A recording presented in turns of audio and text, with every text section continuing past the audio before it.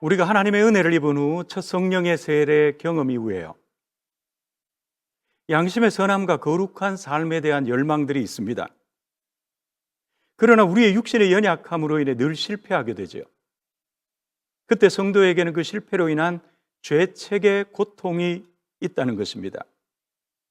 그 누구에게도 말할 수 없지만 그 죄책의 고통은 우리의 마음의 평안을 뺏어가고요, 기도를 무기력하게 하기도 합니다.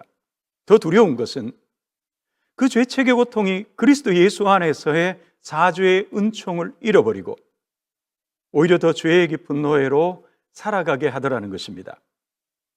오늘 우리는 본문 시편 3편의 다윗의 기도를 통해 다윗이 하나님 앞에 치명적인 죄를 범한 이후에 죄책의 고통의 문제를 어떻게 다루어내고 있는지 다윗의 믿음을 보려고 하는 것입니다.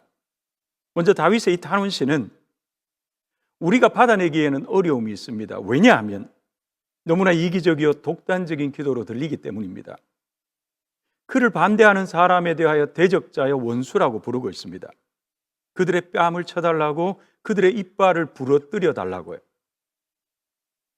자신은 하나님으로 인해 전혀 두렵지 않다는 것입니다. 그리고 내게 복을 베풀어 달라는 것입니다. 그의 탄원적 그 기도를 우리의 신앙 양심으로 받아내기에는 불편함이 있습니다.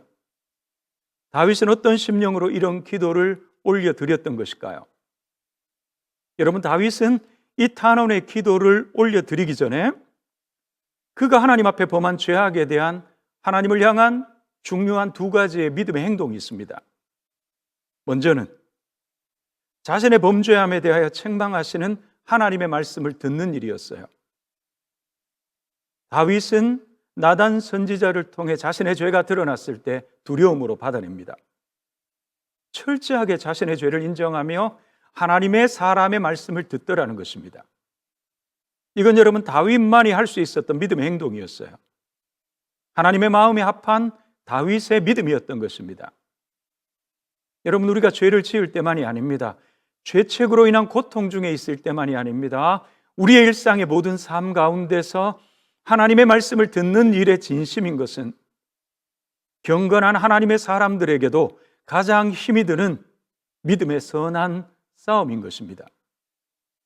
다윗이 죄책의 고통으로부터 해방을 얻을 수 있었던 것은 모든 수치와 두려움에 그 영혼의 내적 고통의 시간 속에서 하나님의 말씀을 듣는 일에 진심이었다는 것입니다. 열심을 내었다는 것입니다. 그리고 또 하나의 다윗의 믿음의 행동이 있습니다. 무엇입니까? 그의 모든 죄를 철저하게 인정하되 하나님께 회개의 기도를 드리고 있습니다. 그것이 시편 51편의 고백입니다. 그는 죄를 범한 이후에 비로소 하나님께서 그에게 진정으로 받기를 원하셨던 기도다운 회개의 기도를 드릴 수 있었던 것입니다. 다윗의 기도는 단순히 그의 죄를 인정하며 삶을 돌이키는 것으로만 끝을 내지 않았어요. 그는 회개와 함께 그의 삶을 돌이킬 뿐만이 아니고요, 비로소 그의 무능함과 무가치함을 알아, 믿음 없음을 알아 진정으로 하나님의 의를 의지하고 있었던 것입니다. 주의 의로우심으로 나를 구원하소서. 다윗은 회개의 기도와 함께 메시아를 향한 예언적 기도의 고백을 올려드리고 있다는 것입니다. 그것이 시편 51편입니다. 여러분, 기독교 신앙이 가르치는 회개의 기도는 우리의 죄를 인정하며 삶을 돌이키는 것만으로 끝을 내지 않습니다. 만약 그렇다면 결국 환난의 시간이 오면 반드시 또 실패하고 말 것입니다. 반복적인 실패입니다. 이것이 우리의 믿음의 결국입니다.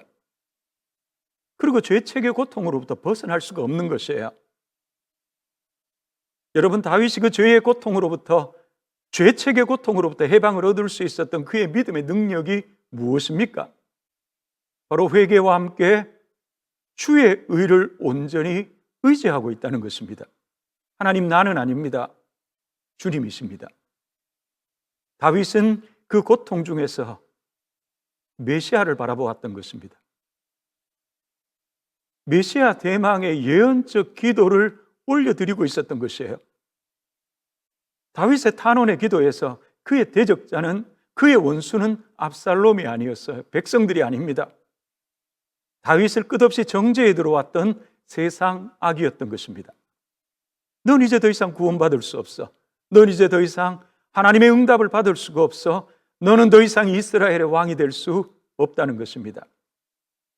여러분, 그런 여호와 신앙은 없습니다. 그런 기독교 신앙도 없어요. 그런 일은 다윗에게서 결코 일어나지 않습니다. 세상이 정죄하는 것처럼 우리의 치명적 범죄함으로 인하여 우리가 구원을 받을 수 없는 것이라면요, 하나님의 의로우심도, 하나님의 구원도, 하나님의 사랑도 다 헛된 허상에 불과할 것이기 때문입니다. 다윗은 참 많이 두려웠을 것입니다. 가족들의 반대요, 백성들의 배신, 자식이 아버지를 죽이려 합니다. 참 많이 외롭고 힘이 들었을 것이에요. 두려웠을 것입니다. 그때 다윗은 어떻게 합니까? 그저 두려움 가운데서 불안해하며 세상을 등지고 산 것이 아닙니다. 죄의식 가운데 고통받으며 자신의 삶을 스스로 정죄한 것도 아니에요.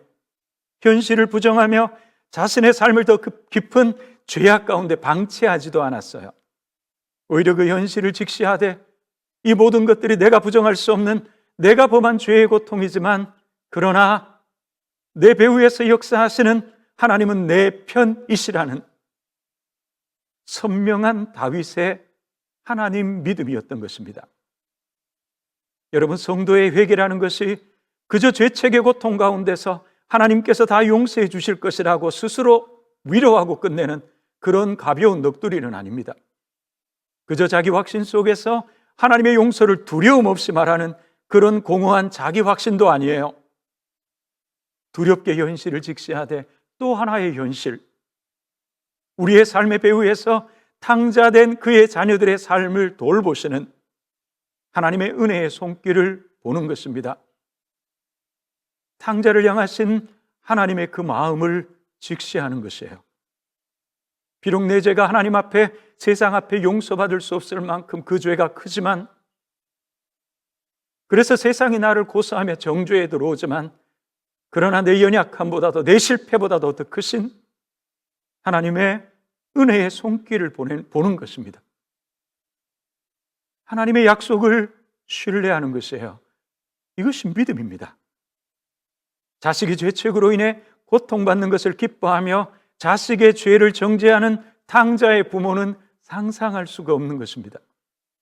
다윗의 고백입니다. 나의 부모는 나를 버릴지라도 하나님은 나를 돌보시는 아버지 하나님이시라는 것입니다.